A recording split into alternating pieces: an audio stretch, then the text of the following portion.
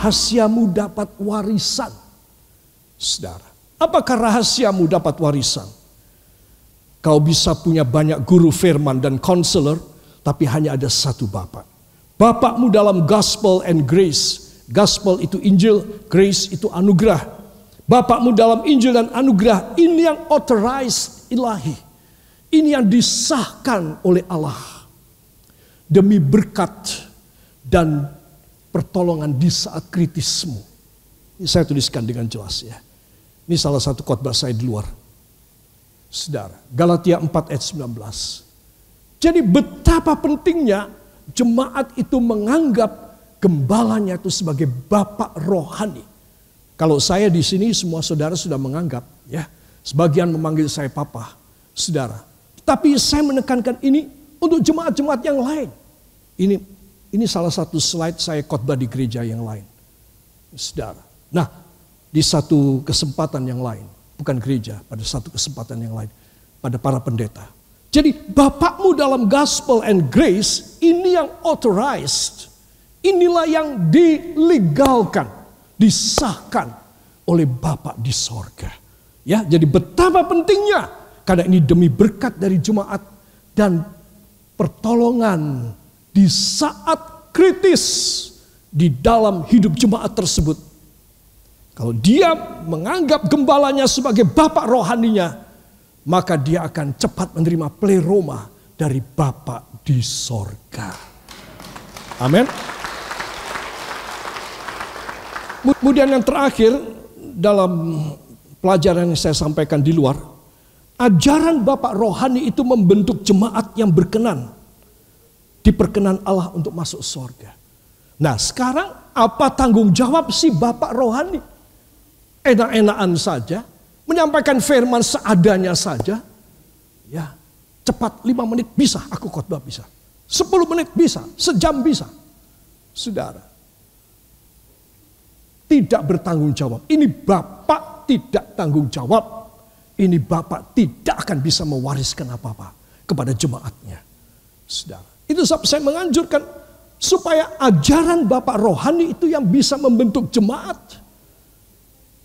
Jadi seorang gembala jangan cuma kelenceran aja, keliling ke sana kemari saja. Khotbah di sana di sini saja. Atau cuma ngundang orang-orang berkhotbah di gerejanya saja. Itu bapak ora tanggung jawab. Ini saya tekankan. Mungkin pada salah satu seminar atau apa saya lupa, sudah lama. Saudara, saya menekankan supaya bapak ini bertanggung jawab. Kalau tidak, bapak ini akan dihukum masuk neraka.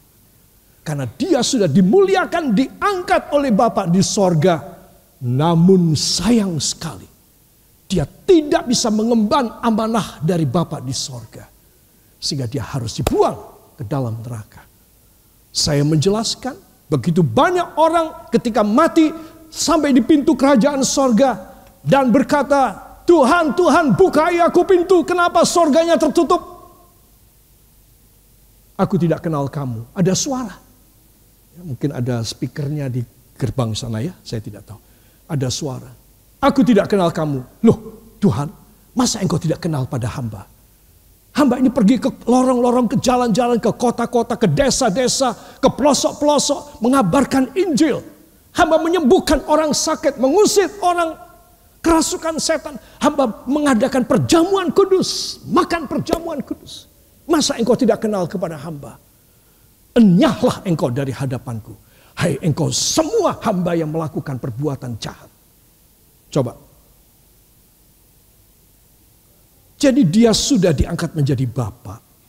Bapak rohani, tetapi tidak bertanggung jawab. Saudara, hukumannya berat. Kalau mati melebur neraka. Saudara, ini tidak main-main. Saudara, itu sebab satu tanggung jawab itu berat bagi seorang gembala. Karena dia harus menaungi jemaat ini sebagai anak-anak rohaninya. Dan dia harus memberikan pengajaran yang benar, yang bertanggung jawab, yang tulus dan kudus. Supaya anak-anaknya semua masuk ke sorga. Yang percaya beri tepuk tangan bagi dia. Haleluya. Para kekasih, itu sebab saya perlu menjelaskan hal ini. Dan saya sudah katakan tadi kalau di sini ini itu sudah bagus sekali. Saya tahu itu dari Roh Kudus, bagus sekali. No problem dalam gereja Kristus Penebus. No problem, saudara. Nah, sekarang berkenaan dengan tadi saya bicara rohani, ya. Bicara rohani. Ada bapak rohani, ada anak rohani. Tanggung jawabnya apa supaya semua bisa masuk ke dalam kerajaan sorga. Seringkali saya katakan, besok kita ketemu lagi di Surabaya, Jakarta. Di mana? Kuburan. Di mana? Sorga. Ya, anggukkan kepala ke samping Anda, katakan, besok kita ketemu lagi di sorga. Tapi bukan besok pagi loh. Ya. Nah, saudara, kita harus ketemu lagi di sorga. Cuma 27 yang mau masuk sorga. Kita akan ketemu lagi di sorga. Amin. Lumayan, ya. Nah, itu sebab Anda dan saya harus tahu. Sekarang saya mau bicara mengenai soal ayah dan ibu di dalam keluarga. Saudara, saya yakin saudara sudah ngertilah caranya. Apalagi saudara sudah tua, ngerti mendidik anak, putu dan lain sebagainya. Termasuk mantu, ya saudara. Tetapi saudara, saya beritahu banyak yang salah didikan kepada anak-anaknya. Itu sebab saya menyampaikan ini pada kebaktian kaum bapak, ya, kepada Men's Fellowship di sini, bapak-bapak waktu itu sebelum pandemi. How to save our kids. Bagaimana menyelamatkan anak-anak kita. Saudara. Nah, ini penting sekali. Bagaimana menyelamatkan anak-anak kita sehingga kita bisa memberikan warisan kepada mereka. Warisan ini juga bisa berarti benda, uang, sawah ladang, tanah, bangunan. Ya, saudara. Kenapa? Karena orang tuanya berkenan kepada Tuhan. Ya, saudara, coba tengok. Problem ayah dan problem ibu. Problem ayah di dalam mendidik anak-anak adalah pertama-tama adalah kurang komunikasi dengan anak. Ya, memang ayah itu kerjaannya ada di luar, cari uang, ya, berusaha di kantor dan lain sebagainya, atau di sawah. Sehingga kurang komunikasi dengan anak. Sehingga anak berkomunikasi dengan teman baiknya. Ya, teman baiknya anak-anak apa?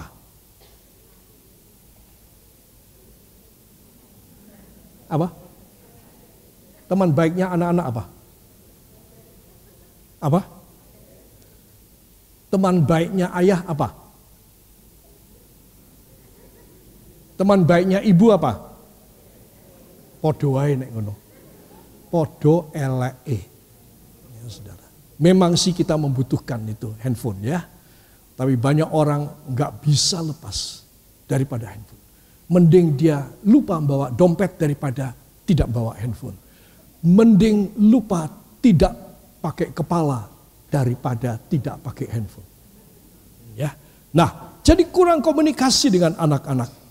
Saudara, ayah harus tahu bahwa anak ini bertumbuh membutuhkan bukan hanya kasih sayang dan kelembutan seorang ibu saja, tetapi juga ketegasan, kebijaksanaan, dan tanggung jawab seorang ayah. Nah, ini ketegasan, tanggung jawab, ketegasan, dan kebijaksanaan ini tidak dimiliki oleh si anak. Si anak hanya mempunyai kelemah lembutan, belas kasih ibu, ya, kesabaran ibu, ngamuknya ibu, emosionalnya ibu. Semua dari ayah tidak ada. Karena ayah tidak memperhatikan. Pulang kerja, ya harus ketemu dengan anak-anak. Harus baik, komunikasi harus baik. Itu penting sekali para ayah. Ya, jangan sampai terlambat. Ya, karena saya melihat miscommunication antara orang tua dengan anak ini membawa anak tidak terdidik, membuat anak kurang ajar, membuat anak brutal. Kalau anak ini masuk neraka, siapa yang salah? Orang tuanya. Itu sebab kita harus perhatikan baik-baik ya. Jadi problem ayah, artinya minusnya, defisitnya ayah adalah kurang komunikasi dengan anak. 2, kurang bijak. Karena hanya tahu sedikit, ketemu sedikit, waktu saja di rumah hanya sebentar. Beberapa jam, kemudian pada tidur semua sudah selesai. Bangun pagi juga cuma sebentar. Dan sudah semburatan keluar rumah semua. Saudara perhatikan. Sehingga tidak ada kebijaksanaan dari seorang ayah yang mengerti firman itu bisa disampaikan, ditularkan. Kasih masuk pada pribadi anak. Enggak ada. Terlalu sedikit. Ketiga, kekurangan ayah adalah kurang menghargai ibunya anak-anak. Dengan kalau ada tetangga mengatakan itu loh ibunya anak-anak. Kurang menghargai kan? Dan juga kurang menghargai ibu mereka di hadapan anak-anak. Ya ini dasar ibumu memang gak hati-hati sehingga terjadi begini. Sehingga kita uangnya hilang. Ya karena gara-gara ibumu itu arisannya itu sampai 20. Jadi kita jadi bangkrut. Nah, pendek kata tidak menghargai dan selalu menyalahkan istrinya di muka anak-anak. Kalau saya tanya siapa ayah, siapa suami yang berbuat demikian? Ora. Kenapa kok wanita saja yang menjawab? Ya. Para kekasih, perhatikan. Seringkali ayah menyalahkan ibu di muka anak-anak. Boleh apa tidak? Sangat tidak boleh. Ya, itu harus diperhatiin. Sehingga anak-anak itu menghargai ibunya. Saudara, mungkin saya menyampaikan ini ya, para bapak-bapak, para ayah semua hatinya kemeropok sama saya. Aku terus. Apa meneh iki? Iki saiki. Ya. Problemnya ibu. Sama aja ibu itu juga begitu. Malah ada kelebihan. Apa kelebihannya ibu? Apa? Pasti tidak mengaku. Agak cerewet. Ya. Nah, jangan dianggap itu satu kelebihan loh. Ya. Itu satu problema. Ya. Nah, problema ibu apa? Terlalu dominan terhadap anak-anak. Ya maklumlah, ibulah yang mengandung dan kemudian melahirkan dengan mempertaruhkan nyawanya. Dan kemudian membesarkan saudara. Jadi ibu memang secara waktu itu sudah dominan pada anak. Sudah menguasai anak. Ya, dalam ilmu jiwa, apalagi dalam ilmu filosofi, induk daripada ilmu jiwa, dikatakan bahwa siapa yang dekat dengan engkau akan jadi seperti dia. Saudara. Dan itu sudah satu aksioma, satu hukum yang tidak usah dibuktikan. Saudara, bahwa ibu akan lebih dominan terhadap anak. Itu sudah pasti. Tetapi disinilah kesalahan ibu. Kalau ibu tidak menjadi contoh karena sudah dekat dengan anak, sudah sangat familiar dan akrab banget. Lebih akrab anak dengan bapak, lebih akrab anak dengan ibu. Tapi tidak bijaksana, tidak menjadi contoh si ibu. Ya, saudara, dia cerita di handphone dengan temannya dan anak-anak mendengarkannya semua. Gosip apapun. Saudara, sehingga ini problem ibu. Ibu tidak bisa menjadikan anak-anak mempunyai warisan. Warisan sorgawi dan warisan duniawi. Saudara. Ketiga, ibu kurang menghargai ayah mereka. Ini gara-gara ayahmu ini, ya, gara-gara papahmu ini asal malam pergi terus. Ya. Ini gara-gara papahmu ini obral uang sehingga kita semua melarat dan kita tidak bisa menyekolahkan kamu. Ini gara-gara ayahmu ini keras banget orangnya. Tidak mengasihi ibu. Saudara, jadi kurang menghargai ayah mereka. Tadi ayah kurang menghargai ibu mereka. Sehingga ini menjadi satu konflik terselubung, api dalam sekam. Saudara, kalau api dalam sekam itu sulit sekali dipadamkan. Saudara, masa kecil saya, papi saya bekerja di pabrik gula Rejo Agung Madiun sampai saya SMA. Saudara, jadi saya itu sangat mengerti mengenai soal proses produksi pabrik. Dari tebu bisa menjadi gula pasir yang putih, yang bagus, yang diekspor. Kualitas nomor 1 itu dari pabrik di mana papi saya bekerja. Dari seluruh Indonesia untuk ekspor ke negeri Belanda dan lain sebagainya. Ada yang namanya ampas tebu. Di belakang rumah kami itu ada gundukan-gundukan yang sudah dibikin bal-bal besar-besar ya. Kira-kira 1 meter kali 1 meter kali 1 meter, 1 meter kubik. Bayangin, ampas tebu 1 meter kubik itu 1 blok. Itu disusun kayak bangunan. Kalau itu terbakar, saudara, nggak begitu ketara. Karena apinya itu di dalam. Juga ada ampas tebu yang kececeran di bawah, apinya di dalam. Kapan? Nanti kalau ada angin, baru apinya bel keluar, kita semua kaget. Itu gundukan ya, bangunan dari ampas tebu yang besar, tinggi, tiba-tiba berapi. Kalau ada angin. Saudara, itu susah memadamkan. Kalau seorang ayah dan seorang ibu, dia tidak berubah dari karakteristik yang jelek ini, maka pasti anak-anaknya tidak akan dapat warisan apapun. Anak-anaknya akan kecewa bahwa dia dilahirkan dalam keluarga ini. Saudara, itu sebab betapa pentingnya pertama-tama ayah dan ibu dan semua yang dewasa mempunyai Bapa di sorga. Amin. Kedua, harus mempunyai Bapa rohani. Dan ketiga, harus jadi bapak dan ibu di dalam keluarga yang takut kepada Tuhan. Yang mau beri tepuk tangan bagi dia. Itu sebab para kekasih, saya akan masuk pada bagian penutup ini. Ya, bagi dialah yang dapat melakukan jauh lebih banyak daripada yang kita doakan atau pikirkan. Seperti yang ternyata dari kuasa yang bekerja di dalam kita. Perhatikan, saudara. Ini ada hal yang besar sekali.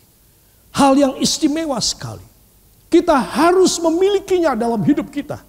Saya tulis ini adalah accelerator factors. Faktor-faktor yang memacu, yang memicu dan memacu.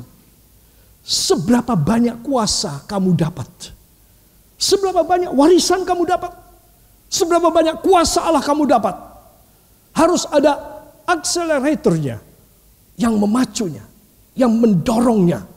Saudara. Nah, apakah dia? Ada 3, dengan singkat saja saya akan sampaikan. 1, baca apa? Sungguh-sungguh mendengar firman. Saudara. Jadi ini adalah pemacu dan pemicu, akseleratornya, yang bisa membuat kita lebih cepat dan lebih banyak menerima dari Tuhan. Sehingga pleroma mudah terjadi kepada mereka yang dengar-dengaran firman Tuhan. Itu sebab penting sekali saudara datang dalam Bible study. Saya menyesal kalau saudara dulu sebelum pandemi ini sudah setia, kemudian karena ada COVID-19 ini saudara menjadi meleret. Ya, itu tidak baik. Dulu kita STKB. Singkatan dari apa? Surat tanda kendaraan apa? Ya, seminggu 3 kali berbakti kepada Tuhan. Jadi sekarang tinggal 2 kali saja, Rabu dan Minggu. Saudara, engkau wegah datang. Bagaimana? Saudara, engkau tidak punya accelerator faktornya. Tidak ada faktor yang bisa memicu engkau bisa dapat, itu nggak ada. Di mata Tuhan loh, bukan di mata saya. Saya ini hambanya aja. Di mata Tuhan tidak ada. Yang istimewanya Anda di mata Tuhan tidak ada. Karena Anda tidak setia kepadanya. Ini baru terasa ketika seseorang mengalami penderitaan. Atau masuk dalam pencobaan. Atau mengalami sesuatu penyakit yang dahsyat. Atau mengalami satu kementokan yang luar biasa. Saudara, ini baru terasa. Baru nyesel. Iya ya. Kenapa ya aku kok tidak setia kepada Tuhan? Sekarang aku dalam keadaan tergeletak kayak gini. Kenapa sekarang aku dalam keadaan yang hancur berantakan kayak begini? Makanya jangan sampai terjadi dalam hidup saudara. Ini tugas saya sebagai bapakmu. Untuk kasih tahu anak-anak. Supaya apa? Supaya anak-anak bisa mengerti. Aku harus sungguh-sungguh mendengarkan firman. Amin. Jangan lupa. Dalam Wahyu 10 ayat yang keempat. Ada perkataan Tuhan yang gak boleh dituliskan. Jadi hanya boleh didengar. Ya ini saudara sekarang ini. Saudara mendengar firman saat ini. Dimanapun engkau berada. Saudara baca ya nanti di rumah. Wahyu 10 ayat yang keempat. Ketika Rasul Yohanes di Pulau Patmos mau menuliskan. Apa yang dia dengarkan dari firman. Malaikat itu berkata, stop, jangan ditulis.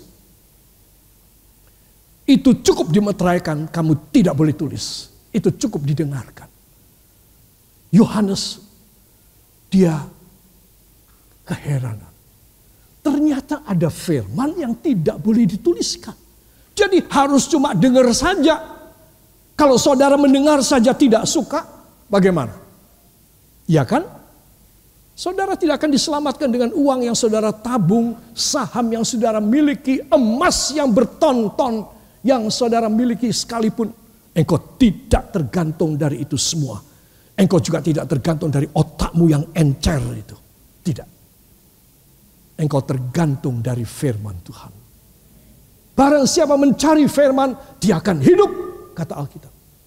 Sebab seorang yang mencari firman dengan segenap hatinya, dia pasti mengalami satu perubahan yang dahsyat. Pleroma pasti terjadi dalam hidupnya. Itu sebab Anda dan saya harus mengerti. The words of God, every sermon and preaching that you receive in your ears, in your mind, in your soul, in your heart, that is make you to be saved. In every situation and condition, no matter, God will save you if you are hearing the words of God and ever inside the promises and commandment of Jesus Christ. That's why this is the time for you. You cannot cancel it or postpone it. Now you have to react, to receive Jesus, to receive His words, and keep in your heart, so that you will not sin before the Lord. Orang yang memelihara dan menyimpan firman dalam hatinya, dia tidak berdosa kepada Allah. Saudara, itulah yang membuat dia memiliki pleroma dalam hidupnya. Jadi pleroma bisa dapat dengan cepat. Katakan, bila saja saya sungguh-sungguh mendengar firman dan memeteraikan dalam hati saya dengan Roh Kudusnya. Amin. Beri kemuliaan yang baik bagi Dia. 2. Menyatu dengan tubuh dan darah Yesus. Catat ayatnya. Yohanes 6, 54-56. Yohanes 15 ayat yang ke-7. Kalau kita menyatu dengan perjamuan kudus, saudara, kita ada di dalam satu keadaan yang berkenan untuk menerima seberapa banyak kuasa dan berkat pleroma dalam hidup kita. Dan yang ketiga, saat kita diurapi oleh Roh Kudus. Saudara, engkau komplit sekali. Engkau komplit sekali. Engkau mempunyai firman setiap kali. Saben pagi saya mengirim firman. Saudara, berapa ratus orang di luar sana menerima itu firman. Mungkin ribuan orang, saya tidak tahu. Karena banyak yang menduplikasinya dan memultiplikasikan dan membagikan kepada famili dan kenalan mereka. Jemaat gereja-gereja. Kalau saudara sudah punya firman, kenapa tidak dibaca, tidak didengar? Saudara boleh membuka YouTube dan mendapatkan ratusan, mungkin 1000-an khotbah saya ada di sana. Baik yang dari 12 menit, 30 menit, 1 jam, 60 menit. Saudara, ratusan khotbah saya di sana. Saudara engkau bisa mendengarnya. Dan itu semua diberikan oleh Tuhan. Kepada siapa? Kepada mereka yang ingin hidup dalam pleroma. Kelimpahan segala kepenuhan Allah dalam hidupnya. Dan saya yakinkan Anda pada saat ini. Inilah saatnya. Katakan, inilah saat saya mulai meraih pleroma saya. Supaya hidup saya bermakna dan bermanfaat untuk kemuliaan Bapa dalam nama Yesus. Amin. Beri tepuk tangan dulu.